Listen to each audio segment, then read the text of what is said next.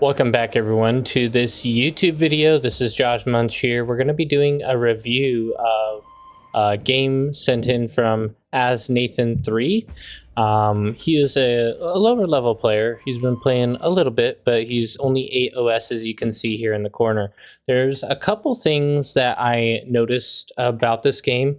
And as a newer player, I don't want to be too harsh, and neither should we in the comments. You know, we've all been newer to games, or maybe this is a newer type of RTS game, or maybe one of his first RTS games he's played. I don't know, but anyway, getting into the game, just keep in mind he is playing. He's still getting down the basics here, so I'm going to be pointing out some of the very basics that should be improved upon, and just giving some corrections that I noticed that can help him grow most significantly right off the bat. All right, so we're starting out here with a 3 mech setup here, and we had to do a tiny little walk there to our first mech. It's not a huge deal, but it is, obviously a little bit worse of a start off. You always want to minimize as much walking as possible. First thing that I noticed was going for the 2 solar collectors right off the bat. I would not recommend this. I would definitely recommend going for your 3rd mechs first, and then so the easiest thing, actually the easiest build order to do right off the bat is 1st mechs, 2nd mechs, 3rd mechs. Get all of them done, and then go for 2 solar panels. You will have exactly enough energy to build your lab. So that's a really easy way to improve, a really easy way to guarantee that you maximize your start. Maximizing your start is really important just to get the maximum amount of energy, or metal. One of the most valuable resources is this metal, so getting these up at the most efficient as possible is a big deal. Okay, I'm gonna pause here because I'm getting behind on things. Okay, so you need to go into your games with a game plan. I'm not sure, like maybe you did have a decent game plan here. I'm not trying to say that you didn't. I'm just saying having a very strong understanding of what you're doing right after, first things first, right after the other, time and time again, like over and over again, having a very regiment understanding of where you're headed and what steps you start with. The build order, the first things you build is a very easy place to start, and then after that you can expand and kind of build up in your mind what you're doing next. Now, the reason why I mention that is here on the factory, while this is being built, you should already have in your mind, what bots do I need to build next? The reason why is this sitting idle here, even though it's only been idle for a couple seconds, is a big deal. You want to be able to use your build times as efficiently as possible. Build power is a resource in this game. So right now we have 100 build power from this bot lab that is being wasted here. So what I like to do is, after I get my bot lab placed, I click on the shadow of the bot lab, and I will click on the units I want to build. If there's a bunch of reclaim out, then I'll probably build 1 grave robber. If there's no reclaim and I just want to go for mexes, then I'll build a construction bot and maybe a 2nd construction bot. That way I can upgrade my wind. So I'll have 1 going out to do mexes, 1 going out to do wind, and that can give a little bit more of AMP back to you. So actions per minute. You're not stressing about, oh, what do I build next? What do I build next? You have a game plan already in your mind. So for me, what I would do is I would do, 2 construction bots, maybe a couple gruns to handle any harassment, and then a couple grave robbers, just for any reclaim that you might have up on the front lines here or in the back line. Later on, we'll get into a good way of doing that. So those are just some of the very basic things you can do right off the bat to increase your gameplay level substantially. Just nailing your early start is very important. We're not going to get into any more nitty gritty with that. right off the bat here yet. I will say also that don't build extra energy until you, at least in the early start of the game, right? In the first like 2 or 3 minutes, don't build extra energy unless you have lower energy. So what I like to do is I like to consider this bar as a timer to build more energy buildings. So I'll take my commander and I'll try to boost my lab, or at least be building something that is a little bit more energy intensive, like for instance this the guard tower, the light laser tower. That's a little bit more energy intensive. So I'll build those energy intensive items when this bar has energy available in it. The second this bar gets down too low, that means that I'll be stalling my energy. And at that point, I will start to build solar panels or windmills, depending on what the wind speed is. These are just simple improvements you can make. Consider your energy bar as a timer in which you should switch your commander over to building energy production. Okay, hopefully that makes sense. Hopefully that was helpful. Anyway, let's keep moving on in the game, keeping in mind getting a pattern of what you want to build next in your bot lab. Very important. So we move on here. We select our bot lab, which, I mean, this is fine. It's not too long of a wait, but it's just something little you can do. Because usually the beginning stages are a great place to start using that extra APM to start the lab up. So obviously we're not like super overflowing on energy here, so I'm not going to complain too much about that. I think you did very well. I was just giving you a tiny little hint that I would do. So at that point where I run out of energy, I would start building another solar panel. Yep, exactly. Maybe not quite as far away. After all, the more walking you do, the less efficient your commander will be, because walking does take time. But overall, I don't have too much of an issue with what's happening here. Let's see. So we already went over most of the rudimentary. We already talked about reclaim. Okay, we do end up sending this guy over to build these mexes, which is great. And I think we might end up sending this one over as well, which is perfectly fine. We do start e-stalling, so I think you end up putting out some converters here, which is great. You definitely want to do that if you see you're e-stalling, or not e-stalling, but overflowing E, throw out a couple converters. Now, one very important thing to note is these energy converters take 1,250 metal per converter. So it is a huge energy drain just to build them alone. They don't take any metal, it's just one metal, but it is a huge energy drain on you as well. So investing this much energy into conversion this early on is kind of a waste. I have a very helpful widget here which you can easily get, and I'm going to show you how to get it. Just right up here in this corner, it tells you your energy converter usage. Very, very useful for when, especially as new players, it's a very useful feature to enable.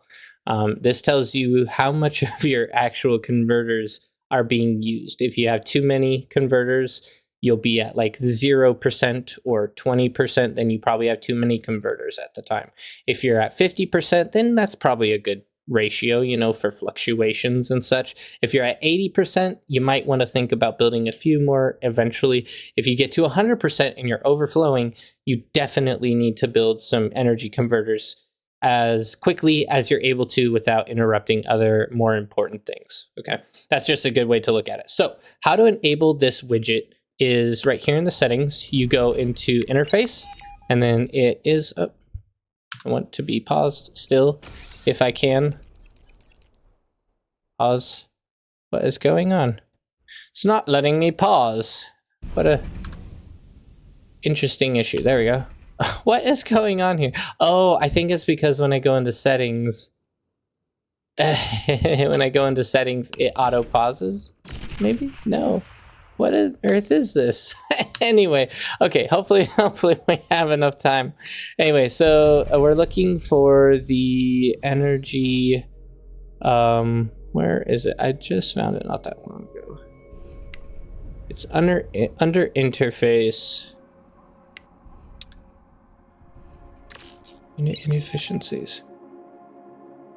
Oh, come on, this is always what happens, right? You find something and you plan on pointing it out, and then it's not here. It's not where you thought you had it. Could have sworn it was right there. Not ranges. Yeah, I get why this is so confusing. Well, anyway, one thing you can do is just type up convert, and it'll be right here. It's under interface somewhere, but I couldn't find it. Anyway, energy converter usage. That's this. You toggle it off, and it disappears. This is default for it to be disappeared. Just type in converter and toggle that on, and you will be able to see the ratio at which you are overflowing energy or converting energy, I should say. So definitely keep this on. It doesn't take up very much space, so it's very handy to have. And as you can see, you're not using any of those converters. And you're also a bit low on E at the moment. So I would have actually recommended building an E storage over building a few energy converters here. I think that would have been a good idea. I did notice you got a little bit distracted with this issue here. Not the biggest deal, especially if you're like a little bit newer to the game and still figuring out how things work. Obviously, try to avoid the distractions if you can. Not much you could have done there, since that's probably a learning experience on that side of things. But, you know, you did well. We end up building a bunch of windmills. I did want to mention something here. Windmills on this map are not super effective. They have a average wind speed. You can see when you hover over the wind speed on right up here on the top of them of your screen. It'll show you the average wind speed on the map. Anything 8 or below, I wouldn't recommend going windmills, just based on the inconsistency that they will have. Sometimes they'll be hovering at 10 wind speed, which is great, but other times they'll be at around like 5 wind speed or whatever, and that can really hamper your energy production. So I would definitely on this map go for the advanced solars, which you do end up getting some of them out. I wouldn't plan this much build power. Okay, really quick. Okay, we have 800 metal right here from this commander bomb. Right now we have you selected. You are at 1,000 metal, which means you are maxed out on the metal that you can hold, which ends up meaning you overflow all of this metal to the rest of your team out on the front lines, which is very generous of you. It's very polite of you to do that. But if you are being the tech player, I would never recommend doing this, because you need to be very, very, very picky about your metal usage as the eco player. Every scrap of metal that you get is vital to your transition to T2. So what I would do is have these guys have an eye on them very meticulously, and I would probably only use 1 instead of 5. 5 is a rapid, like the flick of a switch, your metal is going to be sucked up, and that's a little bit harder to throttle the consumption of the commander. So I would only use 1, and I would watch my metal, make sure that I don't ever overflow it, and then when I get close to overflowing, stop. Just move him away, and then move him back as your metal depletes. Suck up more of the metal, then move him away, and back and forth and back and forth. As you need metal, harvest the commander. You do end up getting your T2 down, but you end up wasting all of your commander here, all of it overflowing, and that puts you in a tougher position for your transition here. So that these are all, you might say, well, Jaws, you're being really picky. These are tiny little things, but they are a lot bigger than you think. These are minutes, and eventually working into like 10s to 20s of minutes of time that will be wasted because of the lack of metal, because of not using your energy quite as efficiently, or not using, you know, different things. So since you're in the tech position, I don't know if maybe you don't get a chance to practice this very often. That could be part of it. Maybe this is even your first transition, or your first tech position you've ever had to do. I do love the fact that you are reclaiming your factory, your T1 factory, to go into T2. That's an excellent decision. Always try to do that. And even using your extra build power you have to do that is a great idea. Using this turret as well wouldn't be a bad idea. I think overall you're doing very well, especially as potentially a newer eco player. I think you're doing great.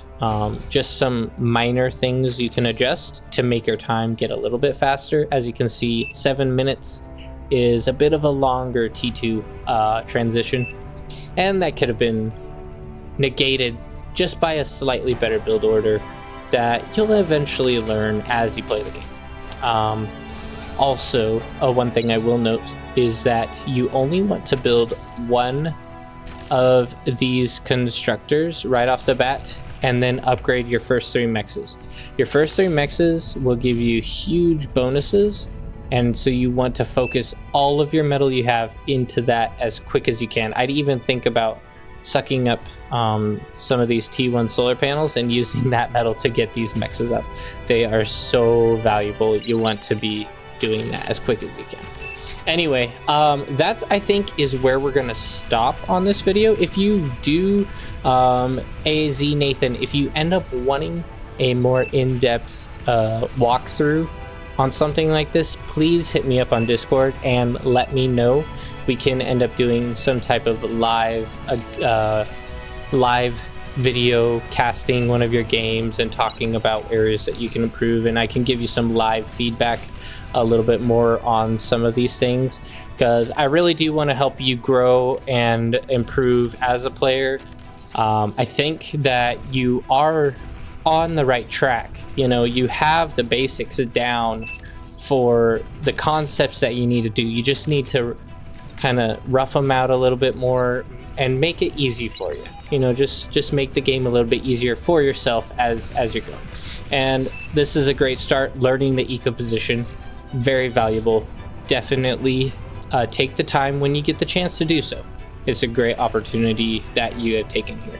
Anyway, guys, thank you for watching. Also, if you who are watching end up wanting any type of coaching, please let me know in my Discord channel. The link is in the description below, along with the Twitch channel. You can follow there as well if you want to watch some live content. And I definitely would appreciate a subscribe if you end up enjoying Beyond All Reason in general. We make different types of videos all the time, some tutorial, some gameplay videos, some just a good old fun, you know, exciting stuff that we end up seeing as we play. And I hope that this was a great experience for everyone. And I will also see you guys on the battlefield.